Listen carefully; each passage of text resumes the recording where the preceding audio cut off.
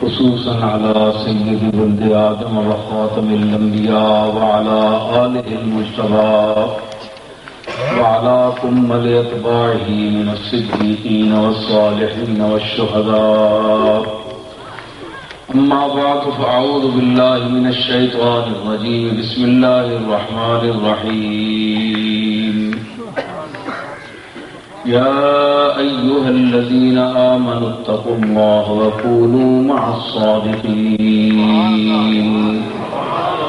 صدق الله مولانا العظيم.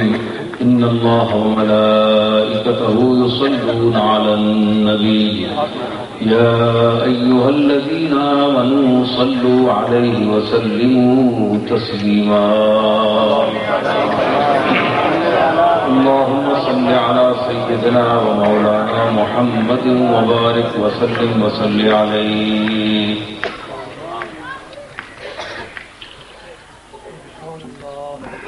حاضرین محترم، سامعین گرامی قدر، یہ محفل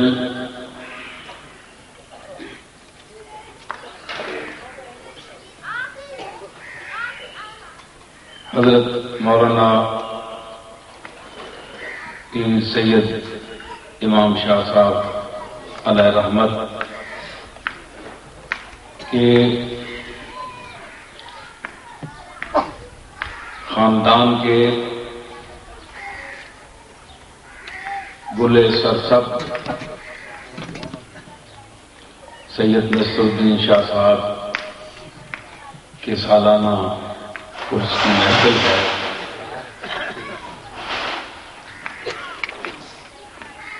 میں ان کے چیلم کے موقع پر بھی میں نے ان سے اظہار محبت کیا تھا.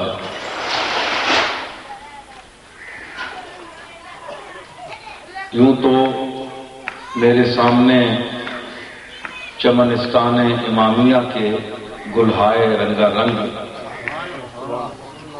جلوہ افروز ہیں، لیکن ہر گلیرا رنگ و بوئے دیگرست، ہر پھول کی ایک الگ مہک ہے، الگ خوشبو ہے. کوئی گلے یاسمن ہے، کوئی گلاب ہے، کوئی چنبیلی ہے، مختلف اقسام ہیں. اس میں جو قدر مشترک ہے وہ خوشبو ہے. ہر پھول کی الگ خوشبو ہے، لیکن جو جامع ہے اور غالب ہے تمام خوشبوؤں پر وہ گلاب کا پھول ہے. اس میں رنگت بھی ہے، روپ بھی ہے، حسن بھی ہے، جمال بھی ہے. تو میں یہ سمجھتا ہوں، چونکہ میں حضرت پیر میر علی شاہ صاحب رحمۃ اللہ علیہ کے گھر کا فرد ہوں،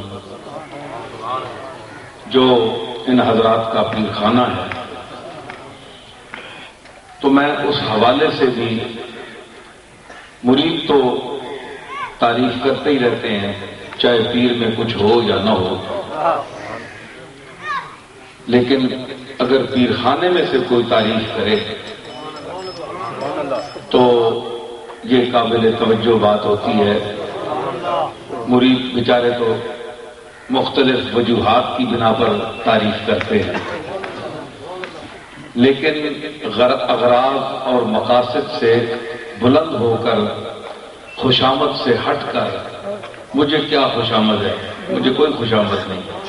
میں نے اپنوں کی خوشامد نہیں کبھی کی، تو سمجھ آئی نا؟ ان کی بھی نہیں کبھی کی، تو ان حضرات کی کیا میں خوشامد کروں گا؟ تو میں سمجھتا ہوں کہ پیر امام شاہ صاحب نے جو حضرت پیر میر علی شاہ صاحب کے علوم کا ایک درخت، ایک پودا جو مہرآباد کی زمین میں لگایا اور اپنے علوم سے اس پورے علاقے کو منور فرمایا، وہ یقیناً تحسین کے لائق ہے، اور ہر وہ آنکھ جس پر حسد کی دبیز پٹیاں نہیں بندھی ہوئی، ہر وہ دل جو حقد و حسد کی آلائشوں سے پاک ہے، ہر وہ نظر جس میں عرفان کا نور موجود ہے، ہر وہ دل جس میں قلبی طہارت موجود ہے، ہر وہ آنکھ جس میں عرفان کی بصارت موجود ہے، وہ ان کے علمی جلووں کو، کمالات کو نہ صرف دل میں بلکہ اپنی سانکھوں پر جگہ دیتا ہے۔ اور جو اندھا ہے، جس کو سمجھ ہی نہیں، اس کو کیا پتا کہ اس مزار میں لیٹا ہوا انسان اللہ کے نزدیک دینی خدمات کے حوالے سے، اپنے تقوی اور طہارت کے حوالے سے کس مقام پر فائز تھا۔ آج بھی بحمد اللہ اس علمی حوالے کو پیر امام شاہ صاحب علیہ رحمت کی اولاد میں سے چند ایسے نفوس ہیں جو اس علمی حوالے کو آگے بڑھا رہے ہیں۔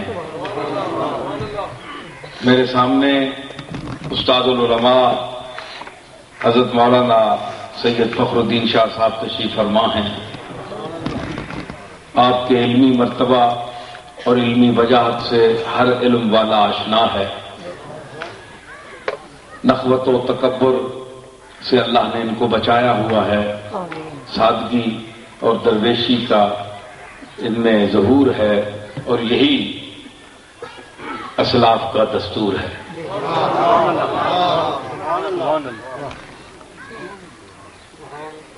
سید قمر الدین شاہ صاحب، پھر ہمارے محترم مولانا سید ظفر علی شاہ صاحب بھی تشریف فرما ہیں۔ انہوں نے جو ایک مدرسہ کھولا ہوا ہے، اور یہ فیضان ہے روحانی پیر امام شاہ صاحب کا، جس کا اللہ نے ان کو وارث بنایا ہے۔ تو میں یعنی کچھ، میں ذرا بے بات سا آدمی ہوں، کھلی بات کرتا ہوں، تو بعض حضرات میں تھوڑی سی میرے ساتھ ملنے جلنے میں ہچکچاہٹ بھی ہوتی ہے۔ اس کے اسباب میں بھی جانتا ہوں، یہ بھی جانتے ہیں۔ تو اس کے باوجود میں بڑے، یہ تو کھلے بندوں اظہار تعلق اور بعض دفعہ اظہار قدم پیچھے بھی ہٹا دیتے ہیں، میں جانتا ہوں ان لوگوں کو، سب کو، لیکن میں علل اعلان جس میں جو خوبی ہے اس کا اعتراف کر رہا ہوں، اور نام لے کر رہا ہوں۔ سبحان اللہ۔ میری جرت بھی دیکھیے اور اپنے عمل کو بھی دیکھیے۔ صرف میں یہ کہہ رہا ہوں، کوئی بے علم پیر، کوئی بے علم صاحبزادہ کسی کی تعریف کر دے نا تو اس کی کوئی حیثیت نہیں ہوتی، لیکن میں میرے علی کے دسترخوان کا وہ چند نوالے کھانے والا فرد ہوں۔ علم کے دسترخوان، علم کے دسترخوان سے چند نوالے میں نے لیے ہیں، تو میں اگر کوئی بات کروں گا تو بڑی ذمہ داری سے کروں گا۔ اللہ تعالیٰ دعا ہے کہ یہ میرے سامنے چھوٹے بچے جو بیٹھے ہیں، ان کو بھی اللہ تعالیٰ اپنے آبا و اجداد کے طریقے پر ان کے علم کو حاصل کرنے کے حوالے سے اس مقام پر پہنچائے تاکہ پیر امام شاہ صاحب کی نسلیں، قیامت تک آنے والی نسلیں اس پورے علاقے لودھراں، بہاولپور اور اس کے مضافات جو ہیں اس میں اپنے علمی نور کو بتمام و کمال پھیلا سکے۔ ان تمہیدی کلمات کے بعد گفتگو ہوتی ہے سامعین پر، گفتگو کا انحصار سامعین پر ہوتا ہے۔ تو اگر آپ جامع ازہر کا اور مصر کا قاری بھی لے آئیں، قاری عبدالباسط مرحوم کو بھی لے آئیں، خلیل الحصری کو بھی لے آئیں، اگر سننے والا باذوق نہیں ہے تو اللہ کا کلام بھی وہ پڑھ رہا ہے، اور جو اس کی آواز اور اس کے انداز اور اس کے جو علمی مقام ہے قرت میں، اس میں جو کچھ وہ جوہر دکھا رہا ہے، اس پر جو مر مٹنے والے ہیں وہ اس کی آواز سن کر بھی مر جاتے ہیں، اور بے ذوق لوگ ہوں، بے علم لوگ ہوں، جی صرف خانہ پوری ہو، تو اس وقت آپ جبریل کو بھی لے آئیں تو اس کا کوئی فائدہ نہیں۔ دیکھیں نا، جبریل سے بڑی ذات جس پر جبریل اترتا تھا وہی لے کر اترتا تھا۔ 13 سال کی مکی زندگی آپ کی دیکھیے کہ مشرکین کے اس ہجوم میں آپ پھنسے ہوئے تھے، جو محمد شناس نہیں تھا، جس نے مقام محمد کو سمجھا نہیں، کسی نے رشتہ دار سمجھا، کسی نے بھتیجا سمجھا، کسی نے قریبی اور کوئی رشتہ دیا، کسی نے کوئی اور نام دیا، جو پیغام، جو جلوہ، جو نور، جو تجلی وہ لے کر آیا اس کو نہیں سمجھ سکتے۔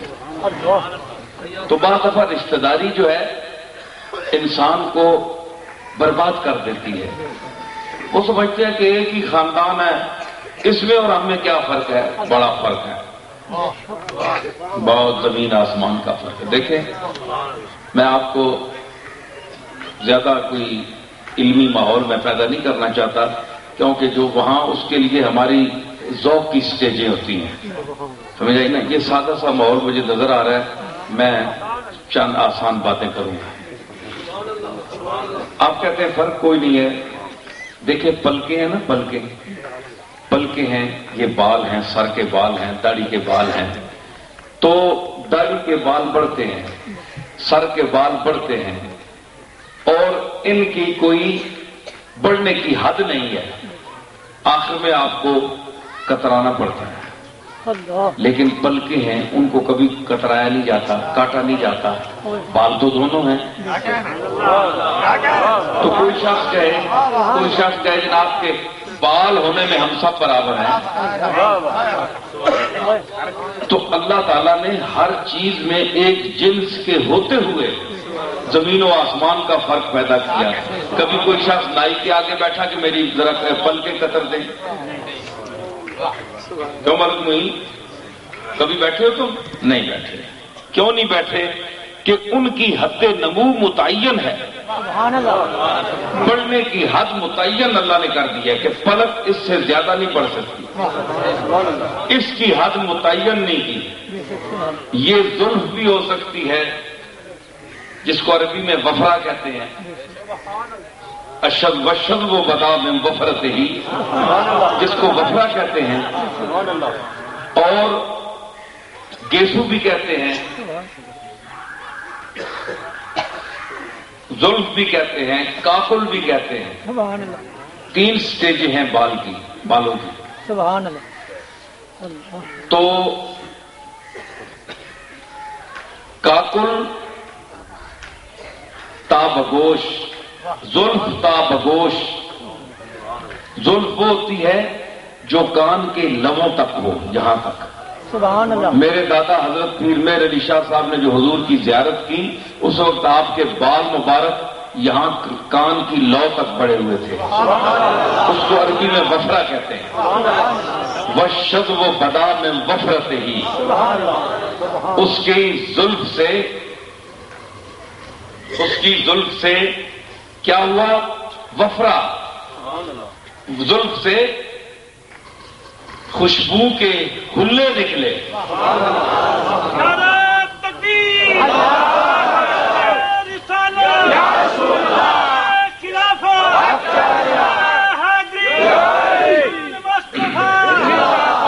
وفرہ سے خوشبو نکلی، سبحان اللہ، لپٹیں، اردو میں اس کو پنجابی میں ہلا کہتے ہیں، ہماری پنجابی میں، اور اردو میں اس کو لپٹ کہتے ہیں۔ آج کل اردو بھی کسی کو نہیں آتی، بڑی مشکل ہے۔ لپٹ، سانسوں میں وہ لپٹے ہیں کہ جانوں پہ بنی ہے۔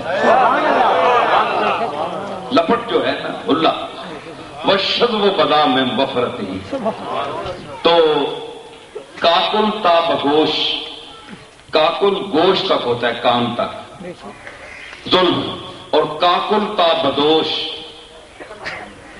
اور کاکل جو ہوتی ہے ظلم کی قسم وہ کندھے تک ہوتی ہے، اور گیسو تا بآغوش، اور گیسو آغوش تک ہوتا ہے، یہاں تک لمبا۔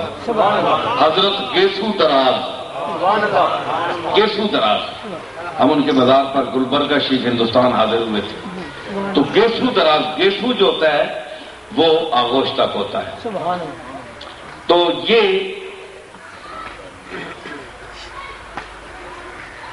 آپ سمجھ رہے ہیں، میرے ساتھ چل رہے ہیں؟ سبحان اللہ، سبحان اللہ، حد سے میں ذرا سامعین کو ساتھ بھی چلاتا ہوں نا کہ میں جو کچھ کہہ رہا ہوں وہ بھی آپ سمجھ رہے ہیں کہ نہیں؟ سبحان اللہ، سبحان اللہ، تو بال بال میں فرق ہے، اسی طرح انسانوں میں فرق ہے۔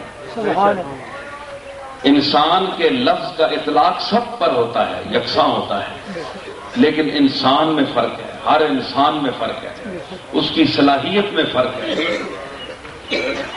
تو ہم یہ نہیں کہہ سکتے کہ جناب وہ ہمارے جیسے تھے، ٹھیک ہے ہمارے جیسے وہ نظر آتے تھے، ہمارا جیسا نظر آنا اور بات ہے، اور ہمارا جیسا ہونا اور بات ہے۔ دیکھیں شراب جو ہے، شراب دھوکہ ہوتا ہے۔ یہ موٹر وے پہ آپ جائیں تو پانی چمکتا ہے، یوں دھوکہ دیتا ہے نا، اس کو شراب کہتے ہیں، شراب ہے جی۔ تو آپ نظر آتا ہے، آپ چلتے جائیں وہ مٹتا جائے گا۔ جو پیاسا ہے وہ اخیر اگر اس پر بھروسہ کر دے وہ تو مر جائے گا۔ تو شراب جو ہے وہ شراب نظر آتا ہے، پانی کی طرح نظر آتا ہے، پانی ہوتا نہیں۔ تو اب جو شراب کو دیکھ کر پانی کا دھوکہ کھا جائے، اس پر پانی کا حکم لگا دے یہ تو پانی ہے، اور شراب کہے کہ مجھ میں اور پانی میں کیا فرق ہے، بھائی صرف چمک سے تو بات نہیں بنتی نا، پانی بھی اسی طرح چمکتا ہے۔ یہ سمندر کو دیکھیں آپ، سورج چڑھا ہوا نکلا ہوا تو پانی بھی، اس کی موجیں جو ہے پانی چمکتا ہے، اپنی طبی نفاست کو نکھار کر بتاتا ہے کہ میں صاف ہوں۔ شراب بھی وہی جلوہ دیتا ہے، لیکن وہ عارضی جلوہ ہے، وہ فانی جلوہ ہے، اور وہ حقیقت پر مبنی اس کا اظہار نہیں ہے۔ تو اسی طرح جو باصلاحیت لوگ ہوتے ہیں، جن کا کمال ذاتی ہوتا ہے، بئی معنی ذاتی کا یہ مطلب نہیں کہ وہ ذاتی کمال کے مالک ہوتے ہیں، ہوتا عطائی ہے، اللہ کی طرف سے ہوتا ہے، لیکن ان کو جو اللہ نے ودیت کر کے کمال بھیجا ہوتا ہے، صلاحیت دی ہوتی ہے۔ سبحان اللہ، سبحان اللہ، جس طرح میرے دادا حضرت پیر میر علی شاہ صاحب تھے، سبحان اللہ، تو آپ کیا سمجھتے ہیں کہ وہ سید کو دنیا میں اکیلے تھے؟ لاکھوں سید تھے، لاکھوں گیلانی سید تھے۔ تو ان کی جو مشہوری کی وجہ ہے، جو ان کی مقبولیت کی وجہ ہے، وہ سید ہونا نہیں ہے، غوث پاک کی اولاد ہونا نہیں ہے۔ غوث پاک کی اولاد میں تو ہمارا شہر میں ہماری اور برادری بھی موجود ہے، صرف پیر میر علی شاہ صاحب سے نہیں تھے۔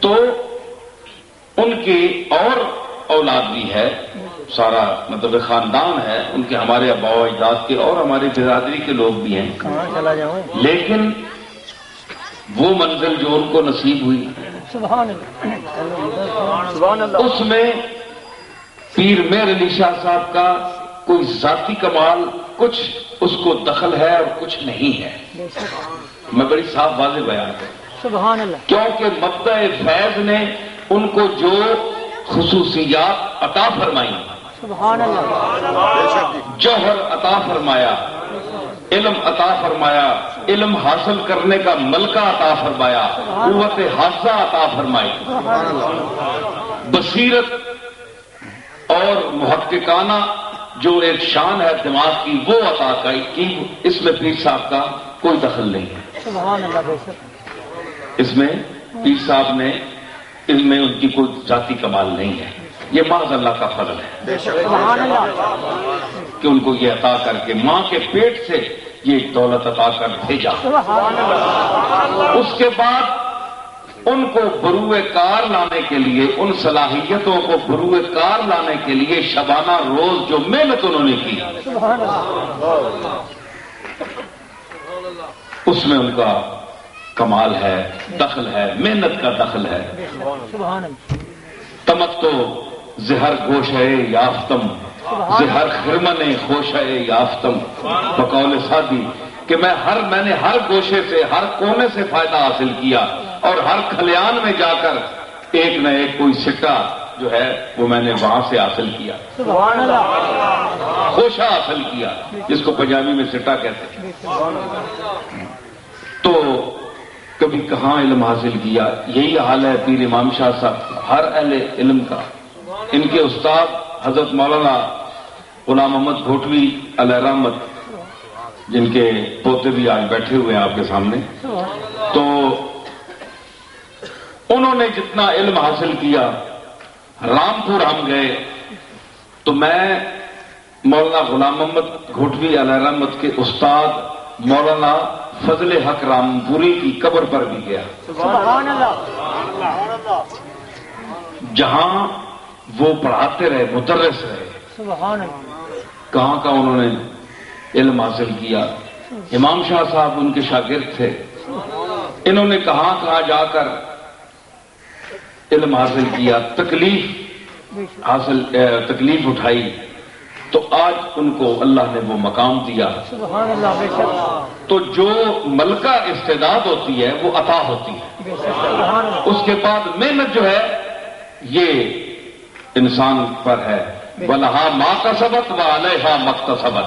سبحان اللہ کمانا. تو یہ جو لوگ کہتے ہیں جناب کہ یہ عطائی ہے بس مادرزاد علم ہے اور یہ ولایت مادرزاد ولی ہیں وغیرہ، یہ مجھے کوئی سمجھ نہیں آتی بات، کیونکہ اللہ تعالیٰ یہ ولایت میں مانتا ہوں. مجھ سے کہتے ہیں نا اس کا خیالات جو ہیں، میں پیٹی پٹائی جو ساری چلی آتی ہیں باتیں ساری ٹھیک نہیں ہوتی. اللہ تعالیٰ نے انسان کو عقل دی ہے، سوچے ہے جی. تو اگر یہی چیز ہوتی اور علم اسی طرح ودیت ہوتا، دے کر بھیجا جاتا، تو قرآن مجید کملی والے پر نازل کیوں کیا جاتا؟ حضور خود نہیں پڑھ سکتے تھے، آپ نبوت کا اعلان فرماتے ہی خود شروع کر دیتے، 30 سپارے پڑھ دیتے. بھائی سن رہے ہیں میری بات؟ سن رہے ہیں؟ میں آج خطیبانہ انداز میں نہیں بول رہا، وہ ہمیں پتہ ہوتا ہے کہاں بولنا ہوتا ہے.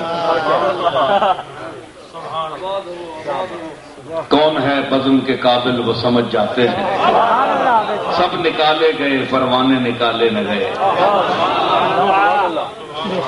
تو مطلب ہے کہ حضور علیہ الصلوۃ والسلام سے بڑھ کر کون انسان ہے جو کامل ہے، اکمل ہے، مکمل ہے. سبحان اللہ تو نزول قرآن ہوا، علم دیا گیا. بے شک وَعَلَّمَكَ مَا لَمْ تَكُنْ تَعْلَمْ، بے شک سبحان علم دیا، لیکن آہستہ آہستہ. سبحان اللہ اور یہ نہیں ہوا کہ حضور نے تبلیغ اعلان نبوت کرتے ہی آپ نے قرآن شریف پڑھنا شروع کر دیا ہو. نہیں، 23 سال گزرے، سارا مکمل ہوا قرآن مجید. سبحان اللہ تو علم جو ہے آہستہ آہستہ اس کے درجات ہیں. بے شک سبحان حاصل کرنا اکتساب فیض ہے. بے شک تو جتنا انسان اس میں کوشش کرے گا کمالات.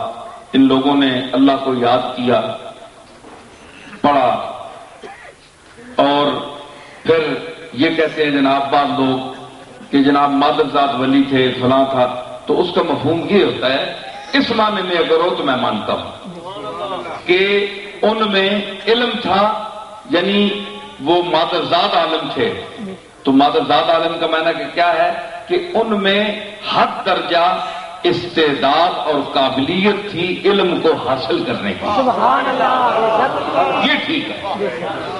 جس طرح ہمارے دادا ہیں، پیر صاحب ہیں، امام شاہ صاحب ہیں، اور صاحب ارباب علم ہیں جی، بڑے بڑے لوگ جو ہیں ان میں استعداد تھی، استعداد کامل تھی. کامل استادوں کے ہاتھ لگے تو جناب 4 چاند لگ گئے. سبحان اللہ اور اگر دماغ بدھو ہو، کل ذہن ہو، یا دنیا کی طرف بھٹکا ہوا ہو، اللہ دنیا کی دولت اور پیسے سمیٹنے کی ہوس میں لگا ہوا ہو، تو وہ اپنی طاقت کو دنیا کی طرف خرچ کرتا ہے. بھائی دماغ لڑا کر وہ کون سے ذرائع حاصل کیے جائیں، وہ کون سے طریقے اپنائے جائیں جن سے 4 پیسے حاصل ہوں. اور اللہ ٹھیک ہے نا؟ تو انسان وہ صلاحیت جو اسے اللہ اور رسول کے راستے میں خرچ کرنی چاہیے، وہ اس چیز کی طرف خرچ کرتا ہے جس کو اللہ نے اس کا خادم بنا کر بھیجا. دنیا کو انسان کا خادم بنایا، نہ کہ مخدوم بنایا. سبحان اللہ بے شک آج آپ لوگ جو پیر امام شاہ صاحب یا گولڈا شریف یا اجمیر شریف یا بغداد شریف جاتے ہیں، یہ کوئی اللہ کے رسول تو نہیں تھے، کوئی امام مہدی تو نہیں تھے، کوئی مسیح موعود تو نہیں تھے. اللہ کے نیک بندے تھے، انسان تھے. بے شک تو آج یہ ہمارے جیسے انسان ہیں، بھائی مانا کہ ہمارے جیسا جسم ہے، ہم آنکھیں ہیں، سب کچھ ہمارے جیسا ہے، لیکن ہم میں سے یہ ممتاز ان کو کس چیزوں نے کیا سبحان کہ اللہ آج ہم ان کے لیے آ رہے ہیں، ان کے آستانے میں آتے ہیں، فاتحہ پڑھتے ہیں. بھیج دو سارے کار بھیج دو. بھائی مانا کہ ہاں ممتاز کس چیز نے کیا؟ ممتاز اس نے کیا جو اللہ نے ان کو استعداد دی ہوئی تھی اس کو بروئے کار لائے، تقوی اختیار کیا، تزکیہ نفس کیا، سبحان اللہ احتساب اعمال کیا، سبحان اللہ اور اس منزل پر پہنچے کہ ہم نیچے رہ گئے، یہ اونچے ہو گئے. یہی بات. سبحان اللہ اور اب اس بلندی کو جو نہیں دیکھ سکتا، خود عمل کوئی نہیں ہے، تزکیہ نفس نہیں ہے، اعمال کی پاکیزگی نہیں ہے، نگاہ کی طہارت نہیں ہے، اللہ اللہ خود دنیا کی دلدل میں پھنس گیا، اور اب کہتا ہے نہیں پھر بھی یہ ہمارے برابر ہے. نہیں، بکتا ہے، جھوٹ بولتا ہے.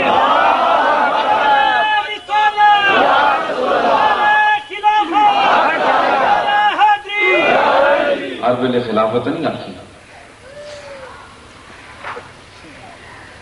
نعرہ تکبیر یا نعرہ رسالت کافی ہوتا ہے. خلافت نہ کوئی منکر تے نہیں بیٹھا ہے، بس 2 نعرے مارو، نعرہ تکبیر تے نعرہ رسالت. تے زیادہ جذبہ آوے تے نعرہ حیدری. حیدری میں سارے خلیفے آ گئے.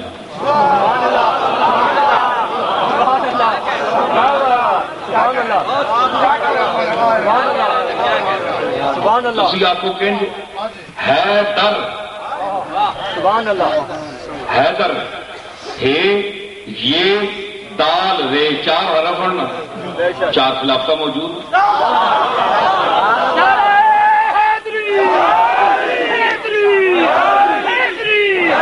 سمجھ آئی نا؟ تو یہ آپ نہ سمجھیں کہ علی کوئی اور ہے، سبحان اللہ علی کوئی اور ہے اور اصحاب ثلاثہ کچھ اور ہیں. علی اصحاب ثلاثہ کی تکمیل کا نام ہے. سبحان اللہ علی نے مکمل کیا ان کو، اور پانچواں خلیفہ سیدنا امام حسن، سبحان اللہ، امام حسن جو پانچویں خلیفہ ہیں، جو 6 ماہ خلافت کی کرسی پر بیٹھے. سبحان اللہ، تو میں کئی جگہ بیان کر چکا ہوں کہ بعض تنگ نظر کہتے ہیں کہ خلافت 4 یاروں میں بند ہے. تو جو امام حسن کی خلافت ہے، جو حضرت علی کی شہادت کے بعد یہ بڑا بیٹا، یہ شبیہ رسول سبحان اللہ، جو اپنے باپ کی کرسی پر بیٹھا، منصب خلافت پر بیٹھا، تو حضور نے فرمایا کہ خلافت میرے بعد 30 سال ہے.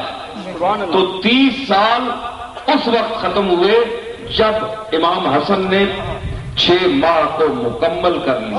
سبحان اللہ، تو اس اعتبار سے خلافت بھی 5 افراد میں ہے. سبحان اللہ، سبحان اللہ، سنا؟ جو خلافت 4 یاروں میں بند کرتے ہیں.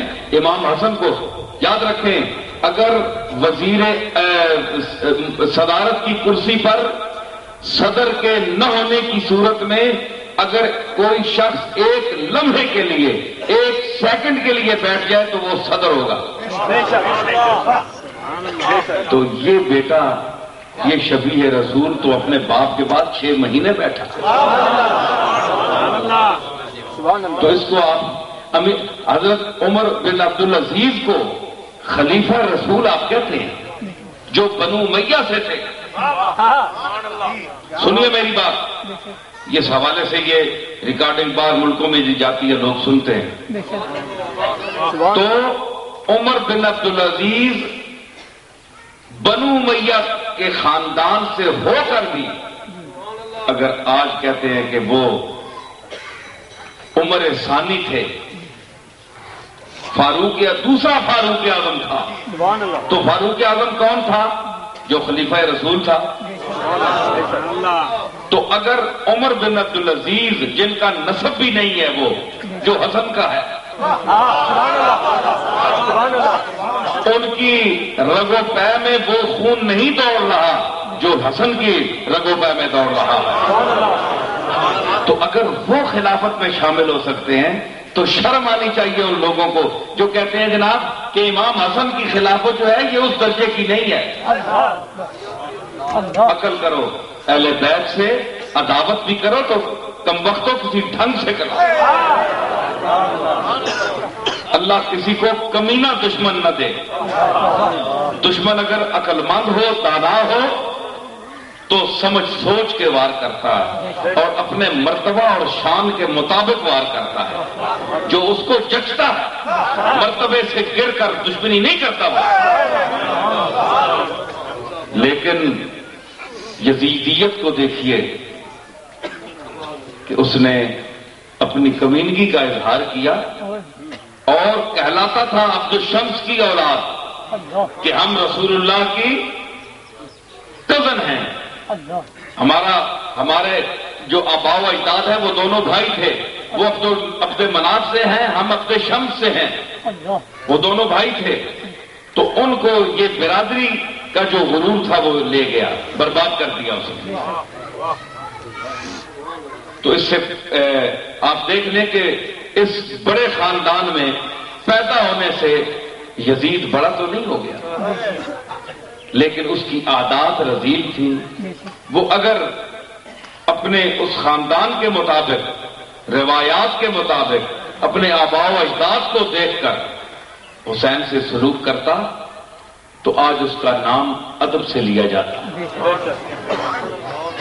تو دنیا کی ہوس نے، حسین کو کچلنے کی ہوس نے اس کو اتنا اندھا کر دیا کہ اس کو یہ پتہ نہیں چلا کہ یہ جو میرے سامنے ہے یہ کون ہے. اللہ اکبر، اللہ سمجھ آئی نا؟ تو یہ چیز جو ہے کمینہ دشمن اللہ نہ دے کسی کو. آمین، ہوتے ہیں. آمین. ہائے ہائے، مجھے ایک شعر یاد آ گیا، چلو ایک آپ کو سنائی دیتا ہوں.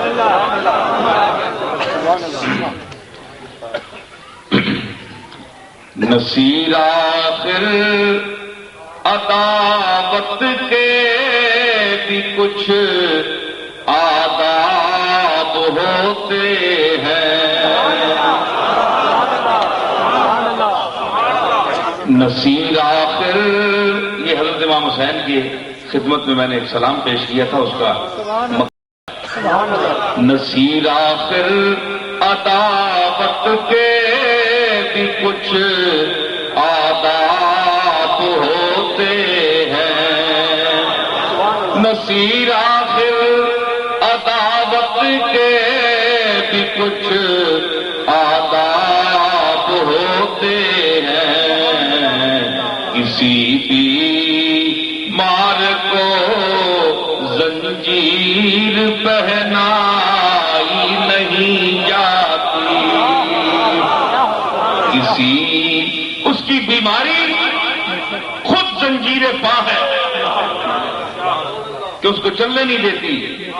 زین العابدین کو دیکھیے، کربلا سے دمشق تک کا سفر ہے، بیماری ہے، بخار ہے، بخار اور بیماری اور نقاہت خود اس کے لیے زنجیر پا ہے، چلنے نہیں دیتی، لیکن کمینہ دشمن ملا، اس نے اس زنجیر پر اور زنجیر پہنا دی۔ تو میں نے کہا کہ نصیر آخر عداوت کے بھی کچھ آداب ہوتے ہیں، کسی بیمار کو زنجیر پہنائی نہیں جاتی۔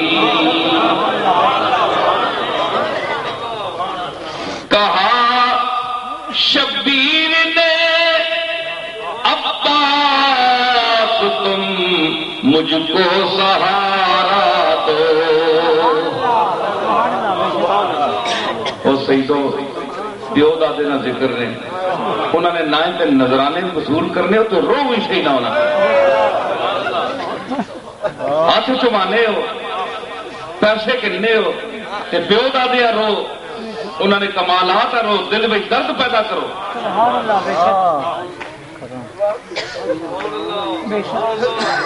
کہا شبیر نے عباس تم مجھ کو سہارا دو، عباس تم مجھ کو سہارا دو، کہ تنہا لاش اکبر مجھ سے دفنائی نہیں جاتی۔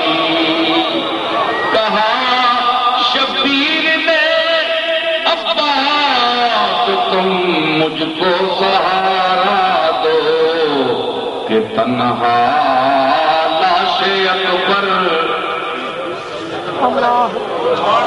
جس دل میں درد حسین نہیں ہے، جو آنکھ غم حسین میں روتی نہیں ہے، اس میں ذوق ایمان، اس کا ذوق ایمان ناقص ہے، اور جو مدعی ہے اس کی اولاد ہونے کا اور اس کے دل میں درد نہیں ہے، وہ سید نہیں ہے،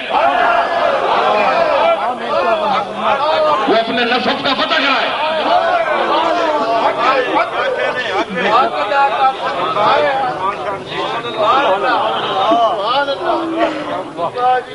وہ حسین نہ ریساں کرنے ہو،